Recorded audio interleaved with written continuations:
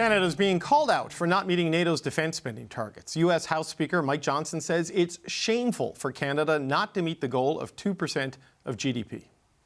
Shamefully, Canada announced in the last few days, or last couple of days, that they won't be ponying up. They're not going to do their 2%. Why? Well, talk about riding on America's coattails. They have the safety and security of being on our border and not having to worry about that. I think that's shameful. I think if you're going to be a member nation and participant, you need to do your part.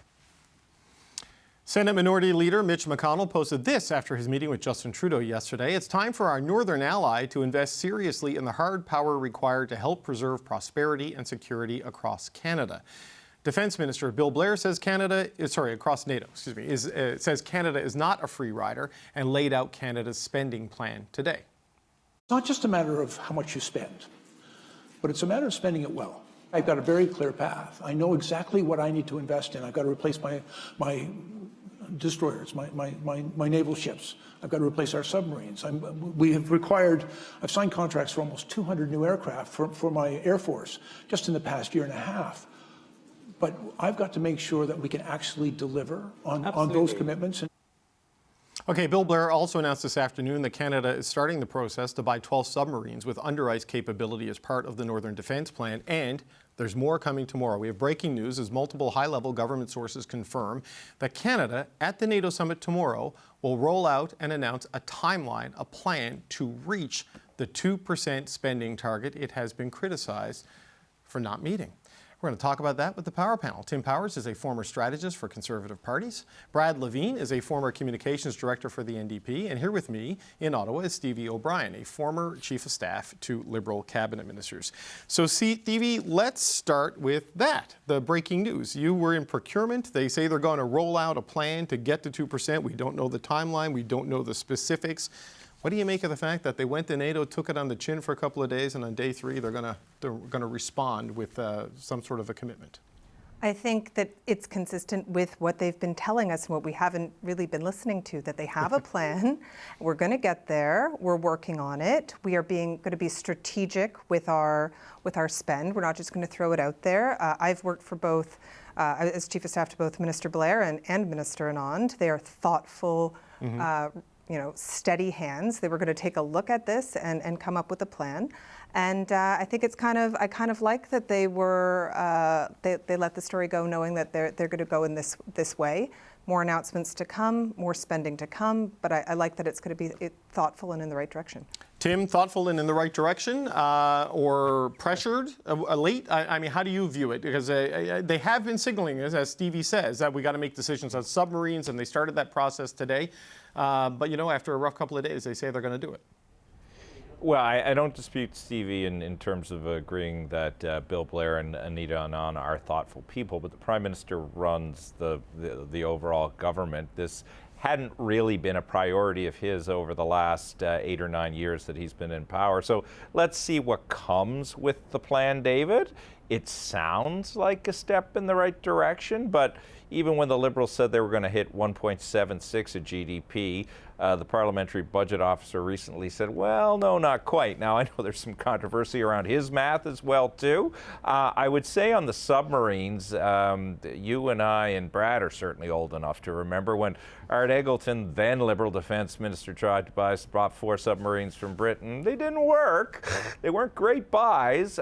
Let's hope if we're going to buy some now and get some now that they work and they're effective. The final point I guess I'd make is, what's the timeline going to be?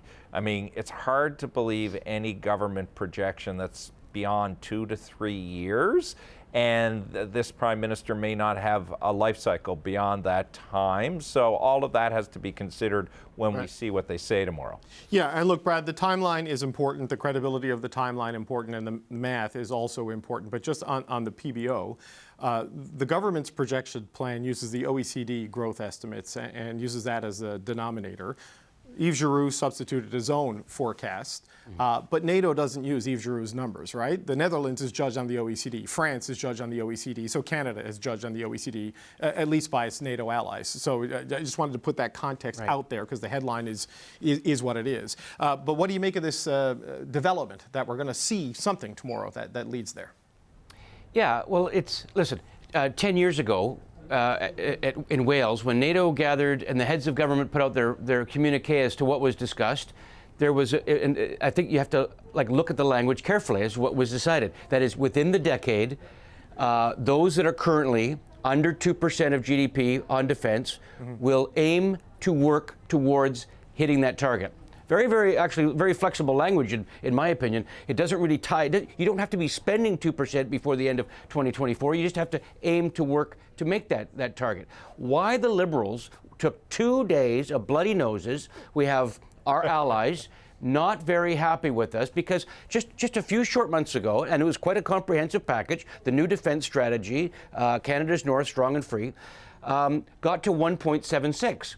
Well, this government, all it had to do is just add a little bit of timeline and commit to getting to 2% well before all this had to happen. Now we've got the Speaker of the in Congress. We've got all of these people upset at Canada for no particular reason. We were getting there anyways. What it does, though, is it looks like they were pressured by the Americans. We have, what was it? We have dozens of senators, both Democrat and Republicans, calling on Canada to step up.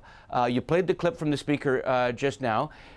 Unnecessary own goal. As we celebrate COPA and Euro, an own goal of Canada. If you were going to get there anyways, then come in to this conference in Washington with some strength, with some momentum, and make it about Russia and Ukraine, not about whether or not Canada is going to keep to its commitment that it signed on to 10 years ago. Stevie, I don't think there's any question they were pressured, right? I mean, it's been pretty clear the Allies and, the Business Council and the Canadian Association of Defense Industries, they've all wanted Canada to move in this direction. What do they need to show tomorrow to show a credible plan? Because it takes a long time to buy military equipment. It takes a long time to staff up the military with the challenges. What do they need to show tomorrow? I think they need to show a timeline that is not way out there. That's something that is in a tangible amount of time that they can deliver on. That sounds and I bet you we're going to see it coded in terms of Arctic and Arctic defense and how we need to step up. Which the Americans are keen on in particular. The Americans are keen on, and it's where Canada has strategic value as a NATO ally, far greater than just a financial contribution to the alliance. So, and Canada is one of the largest economies. We're already contributing a significant amount of money when you're looking at the GDP amount. They're one of the largest contributors on a dollar value, and has stepped up and continues to step up. So I think it's, again, like I said before, it's a continuation of the policy. We're going to see it continue on. The pressure, they did take it on the nose for a couple of days. I think they wanted to make sure they had the numbers right. I hope this means that the plan tomorrow is going to have had the T's crossed and the I's dotted, and it's all going to be tight and seaworthy. Yeah, well, it's interesting, Tim, because like Canada, is a G7 country. Germany's not there yet, and they've got a plan to get there. They're getting praised for a plan, but they're not there, right? And they have political and constitutional challenges to clear internally. Hungary is a NATO member, and Viktor Orban's going off to Moscow and Beijing to meet with the people who are prolonging the war in Ukraine they're trying to stop. And Greece hits 2%, but it's got most of its military aimed at Turkey, another NATO member, because of their historical problems and aren't really contributing to a lot of the things. So Canada takes it on the chin, but there are a lot of challenges within NATO largely. So what does Canada need to do to stop taking it on the chin in the plan tomorrow?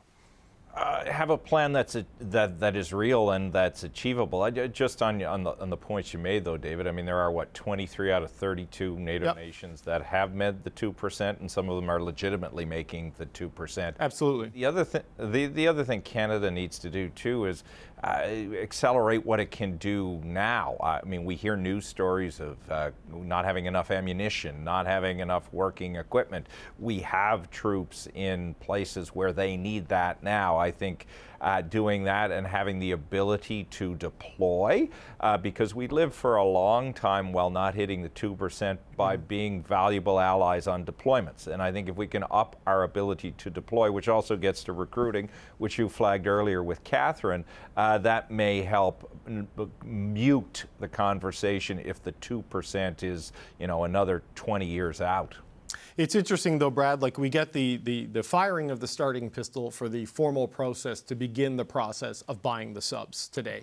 And that's going to take years, right? There's no, like it's important, and I know Bill Blair has been saying it from the jump that they were going to do this and that would raise the percentage, but that's going to take years, and now we get this tomorrow. And I wonder if they waited to the end because they didn't want to step on the Ukraine announcement today, which was the centerpiece of this summit.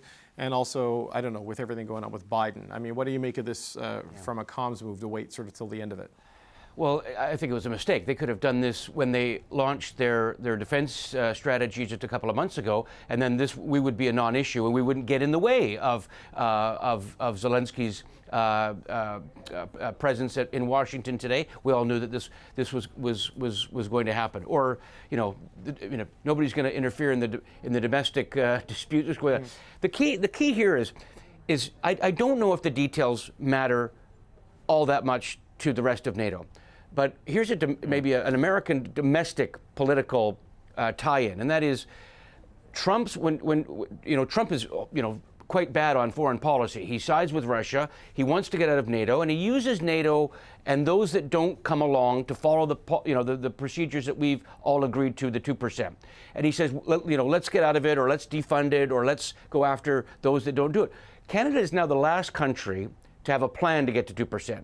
So by late to the game, bloody nose. Okay, that's done. But at least this takes away one more argument from Trump on whether or not NATO is living up. The NATO members are living up to their commitments. That's not unhelpful. But again, it should have been done months ago. But not unhelpful in the 11th hour to take away at least one more argument that Trump has, because that is, I think, one of the greatest threats to not only Canada's security, but to Western security, is Trump getting into the White House, getting out of NATO, siding with Putin and other dictators, and creating absolute chaos going on here. So at least we've just gotten out of the way of contributing to that chaos by coming out with the 2% plan. Yeah, details won't matter, David. Well, maybe not to Trump either. Like, I'm not sure, Stevie, if not a details man. Not a details guy. I don't know if he's going to sit down and read the defense policy analysis. Takes away the argument. But I take your point, Brad, completely. But also domestically too, Stevie. Like, we've seen the Chamber of Commerce, we've seen the Business Council of Canada, business groups coming out saying we're going to be diplomatically isolated. If we don't step up, and we're going to be on the radar of the Americans. Does this help quiet some of that, domestically? It may. I think one of the reasons, though, that it maybe wasn't pushed out earlier, or why there was a bit of a delay in getting to this, is that Canadians don't really vote on foreign policy. Mm-hmm. So I'm interested to see what the plan's going to be tomorrow on how to get to the 2%. It will not involve cuts to, legacy social programming. So I'm sure there was a lot of work to sort of chart that path. But because if the Liberals had achieved 2% but had to drop childcare or reduce pharmacare or let go of dental care, then they would have definitely lost votes. Whereas I think our allies will be happy and the business community might be happy, but I'm not sure they will gain any votes by achieving the 2%. Yeah, well, I'm sure the timeline to hit 2% isn't October of 2025, which is when the fixed election date is. It's probably somewhere further down the horizon of that. Yeah. All right, we're out of time. Tim Powers, Brad Levine, Stevie O'Brien, thank you so much. And a program.